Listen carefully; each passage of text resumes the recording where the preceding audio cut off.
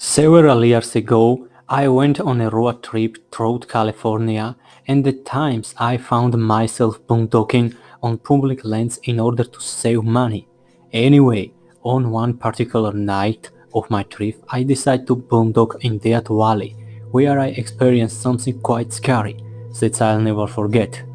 I started my trip out in Joshua Tree National Park, reaching that valley about 3 weeks later. I arrived in the valley around 5 p.m. and immediately found a spot where I wanted to park for the night. For some strange reason throughout, the place was not found on any map, so I looked for any clue as to where I was, but only found a thing that said Camp 15.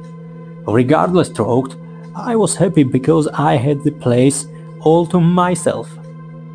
It appeared to be an old mining town, and remarkably, throughout some of the buildings were still standing, and it felt so serene.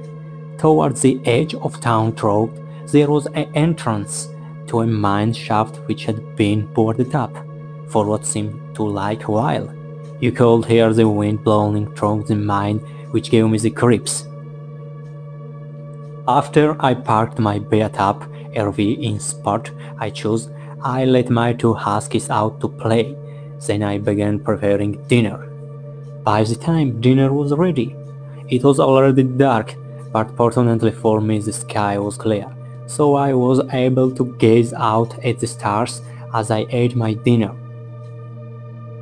As I sat there staring out into the night sky, I heard my dogs frantically barking. Looking over in their direction, I noticed that they were very close to the boarded-up mine shaft.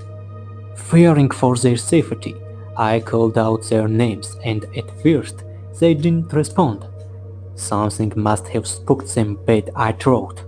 Once again, I called out to them, and this time they came running back to me.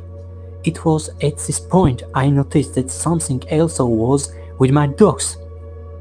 Although it was dark, the moon gave off just enough light so that I could make out a human-shaped figure. My first thought was that it was some homeless person taking cover in one of the buildings, but boy, was I wrong? I quickly stepped inside my airway and grabbed the gun which I kept hidden under the driver's seat. I ran over to my dogs, but by the time I got there, the creature was already gone. I grabbed my dogs and made my way back to the airway. Just as I closed the door, something slammed into us, causing the airway to shake. My dogs then started to growl at the door, and that's when I heard something scraping the outside of the airway, like the sound of nails against the chalkboard. The sound made my dogs go crazy.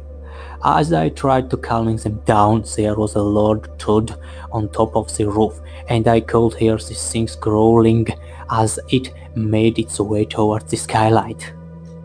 I quickly made my way to the rear too, and when I was directly under the spotlight, I aimed my gun upwards. What I saw throughout, it's something that I'll never forget. The creature was covered in a brown fur and had a long snout much like a dog's, but longer. The thing's teeth appeared to have blood on them, like it just feasted on some poor animal, and it had canines, which were at least an inch long. Its eyes throughout were the scariest, as they were glowing like bright yellow lights. The creature snarled at me as it tore away at the skylight, trying to make its way inside. I steadied myself as I carefully pulled the trigger, hitting the creature and causing it to howl in pain. This was my cue to leave. As I jumped into the driver's seat, put the key into the ignition and sped off, even leaving some of my camping gear behind. The next day, I contacted the sheriff from the next town over, and by some miracle, I was able to find the old mining town.